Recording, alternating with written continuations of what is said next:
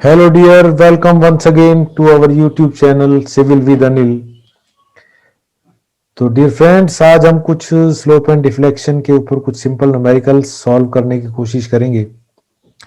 तो दोस्तों, मैं आपको अपनी पिछली वीडियो के अंदर किसी भी बीम के अंदर कितना स्लोप होता है, कितना डिफ्लेक्शन होता है, वो सब कैसे इसको फाइंड आउट करते हैं, कैसे कैलकुलेट करते हैं, उसके बारे में हम पूरा का पूरा डिस्कस कर चुके हैं। तो अगर आप ये प्रॉब्लम सॉल्व करना चाहते हैं तो आपको पहले वो वीडियो देखनी चाहिए, ताकि आपको उसके बारे में कंप्लीट नॉलेज हो कि भाई ये जो स्लोप एंड डिफ्लेक्शन है वो क्या होता है, कैसे कैलकुलेट करते हैं।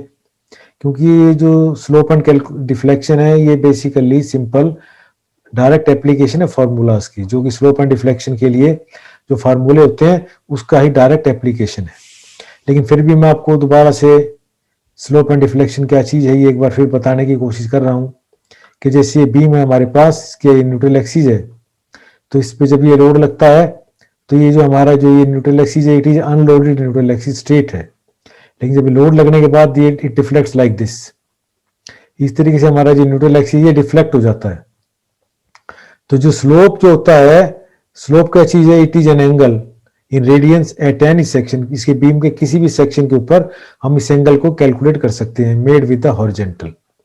इसकी स्लोप जो है, ये कर्व जो है इसकी, जो ये इसको हम बोलते हैं इलास्टिक कर्व, तो इसके इलास्टिक कर्व का जो इसके साथ हॉरिजेंटल के साथ जो एंगल बन रहा है, इस एंगल को हम बोलते हैं स्लोप। तो इसको हम रेडियंस में मेजर करते हैं और इसको थीटा से इसको हम रिप्रेजेंट करते हैं।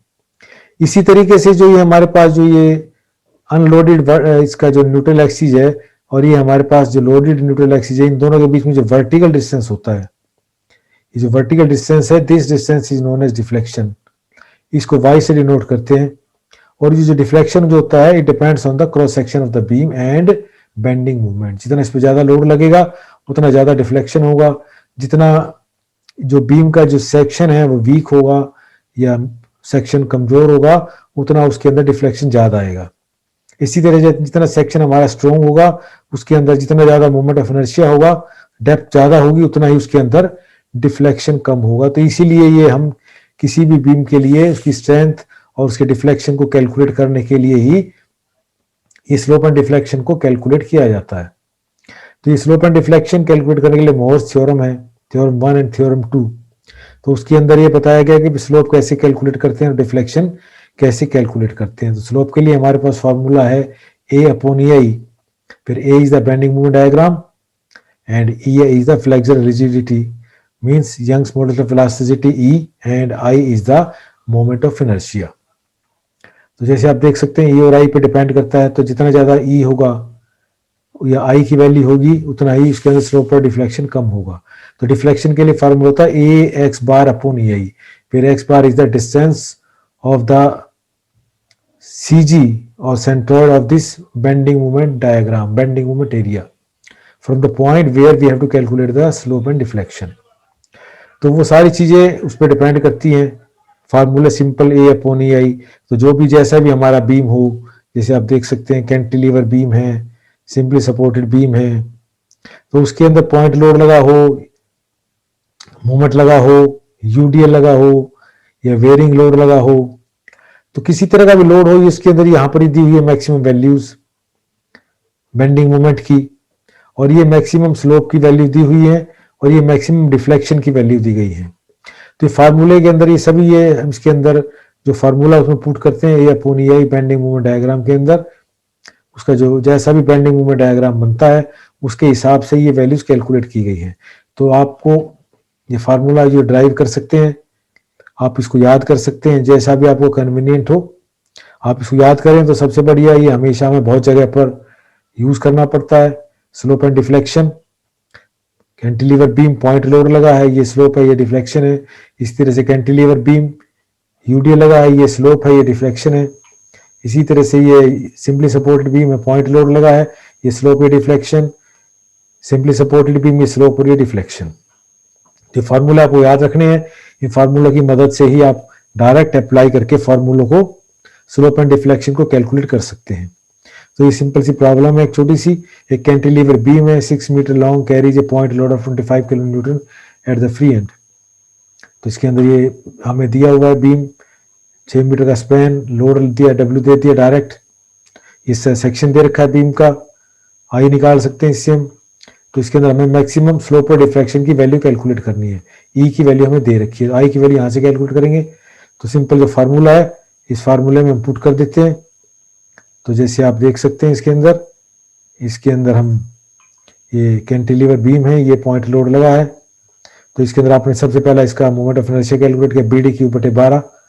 आपको पता है रेक्टेंगुलर सेक्शन के लिए बी डी क्यू बटे 12 होता है। ये वैल्यू हमारे पास आ गई, एम की 4, सभी चीजें एम के अंदर है। इसी तरह से जो पॉइंट लोड दे रखा था इसको भी हमने न्यूटन में कन्वर्ट कर लिया। ये फार्मूला आपको पता है, स्लोप का फार्मूला है WL² / 2EI। ये आपको पता है कि कैंटिलीवर बीम के अंदर पॉइंट लोड लगा तो ये हमारा मैक्सिमम स्लोप होता है। तो सभी चीजों को आपने बहुत ध्यान से वैल्यूज को पुट करना है, सिंपल बस, और थोड़ी सी ये कैलकुलेशंस करनी है आपको ध्यान से। और ये हमारे पास कैलकुलेट किया आपने तो 0.0005 रेडियंस आप कैलकुलेट करेंगे, आपको ये वैल्यू मिल जाएगी। इसी तरीके से जब डिफ्लेक्शन कैलकुलेट करेंगे तो WL³ / 3I, सभी चीजें हमें पता है, सिर्फ वैल्यू पुट करनी है। ये हमारे पास डिफ्लेक्शन आ जाती है mm के अंदर।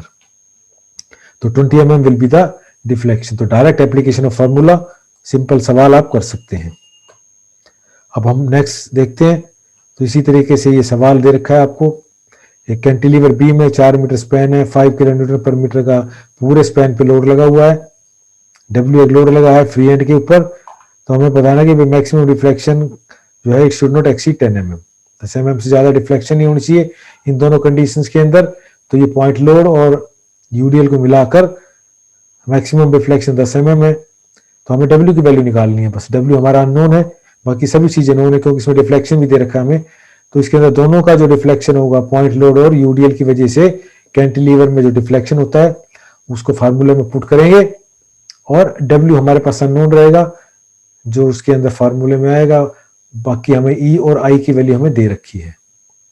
तो आप देख सकते हैं स्पैन को हमने न्यूटन मीटर में दे रखा है, mm में कन्वर्ट कर लिया। तो अब इसमें जो सबसे ध्यान वाली देने वाली बात यह है कि इसके अंदर हम इसको लोड को कन्वर्ट कर लेते हैं Nm/mm यूडीएल को, क्योंकि हमें दे रखा होता है kN/m। तो अगर हम इसको न्यूटन में कन्वर्ट किया, 1000 से गुणा कर दिया, पर मीटर से mm में कन्वर्ट करने के लिए 1000 से भाग दे दिया, तो हमारे पास वही रहेगा। अब ये हमारे पास रहेगा 5 Nm/mm। ई और आई की वैल्यू हम दे रखी है। स्लोप एंड डिफ्लेक्शन का फार्मूला जो हमें पता है, याद कर रखा हमने, वही फार्मूला आपने लिख लिया, WL/4/80I + WL³ / 3I। तो इसको और सिंप्लीफाई करने के लिए हम क्या करते हैं, इसके अंदर जो जो चीजें कॉमन होती हैं उनको बाहर निकाल लेते हैं। जैसे आपको पता है यहाँ पर हमारे पास L³ कॉमन है और ये क्या नाम है EI कॉमन है, तो L³/3I हमने बाहर निकाल लिया। बाकी जो अंदर आ गया वो हमने रख दिया WL/8 + W/3। तो ये बहुत सिंप्लीफाई होगी कैलकुलेशन हमारी। बाकी सभी चीजें हमें नोन थी, स्पैन EI यहाँ पर वैल्यू पुट की, यहाँ पर सारी वैल्यू हमने पुट कर दी। तो हमारे पास अननोन W रह जाता, सिर्फ ये W आपने कैलकुलेट कर दिया। W हमारे पास 11,250 न्यूटन आ गया। अब हमारे पास W की वैल्यू भी आ गई, हमारे पास डिफ्लेक्शन ये स्लोप का फार्मूला है WL³ / 6EI + WL² / 2EI।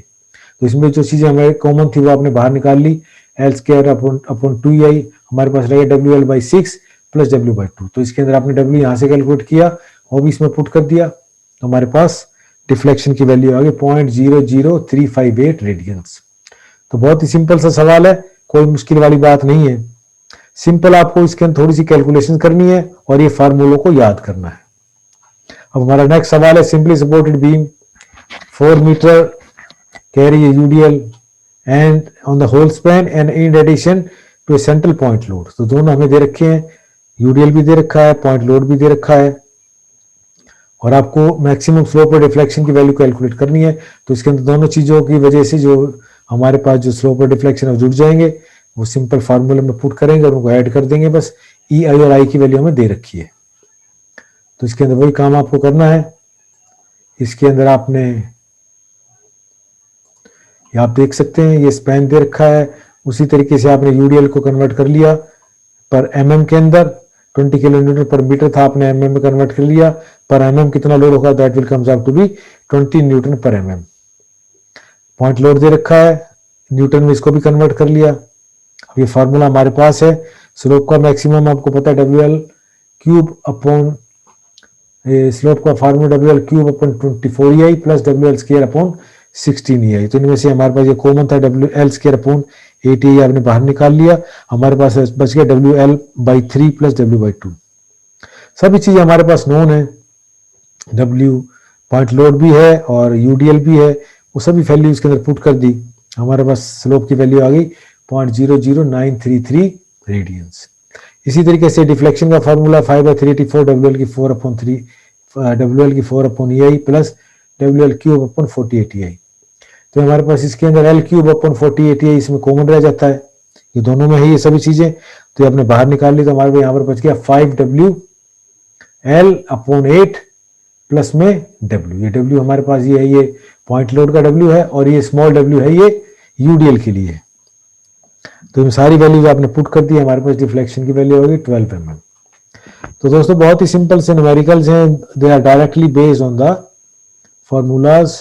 फार्मूले आप याद करें, आप इसको ड्राइव करें, कैसे भी मर्जी करें, तो बेसिकली सिंपल फार्मूले याद करने हैं, डायरेक्ट एप्लीकेशन इसकी आपको फार्मूले की है।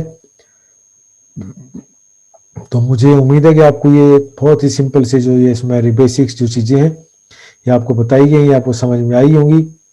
तो मैं आपसे उम्मीद करता हूँ कि आप इसको ज़्यादा से ज़्यादा लाइक करें, शेयर करें और सब्सक्राइब को चैनल को ज़रूर करें, क्योंकि अभी तक जितने इसके मेरी जितनी भी वीडियोज़ हैं उसमें जितने व्यूज़ हुए हैं उसमें सब्सक्रिप्शन नहीं करते हैं बच्चे, देखते हैं ज़रूर हैं लेकिन बट वो उसको चैनल को सब्सक्राइब नहीं करते हैं। तो अगर कुछ चैनल को सब्सक्राइब करेंगे तो आपको टाइमली उसका नोटिफिकेशन मिलेगा और आपको पता लगेगा अभी कब नई वीडियो आ रही है, आपको तुरंत आपको नोटिफिकेशन आ जाएगा। तो इसलिए इसको ज़्यादा से ज़्यादा सब्सक्राइब करें और मैं आपसे यही उम्मीद करता हूँ। So thank you very much.